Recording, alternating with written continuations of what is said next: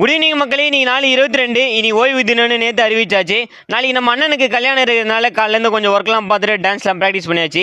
Evening டெக்கத்தில் போய் அவனு அடம்பிச்சதுனால நம்ம நண்பர்கள் கார் எடுத்துகிட்டு வந்திருக்காங்க. உண்மையை சொல்லணும்னா நம்ம வாழ்க்கை பயணத்தில் இவங்க 2 பேருக்கும் ஒரு தனி பங்கு இருக்குது மக்களே. ஏன்னா இவங்க தான் நம்மளோட ஜிகிரி தோஸ்துகள். ஸோ நான் இப்போ தான் ஃபஸ்ட்டு முறையாக டெக்கத்தில் வரேன். இது எங்கே இருக்குது பார்த்தீங்கன்னா 52 மதுரவாயில் பைபாஸில் இருக்குது.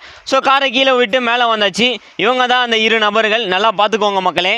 நான் இந்த பொம்மை பைபிள்லாம் தொங்க விட்டுறாங்க. அது தண்ணியை ஊஞ்சி கூட கட்டிடலாம் மச்சான். ஆஹா சரி போலாம். சரி வந்த வேலையை கவனிக்கலாம்னு சொல்லிட்டு ரெஸ்டாரண்ட் பார்க்கலான்னு வந்தால் நிறைய ட்ரையல் பீஸ் வச்சிருந்தாங்க. 25 kg 35 kg 60 kgன்னு. ஸோ நம்ம எல்லாருமே மேக்ஸிமம் 50 to 60 kg தான். அதனால 35 kg வாங்கியாச்சு.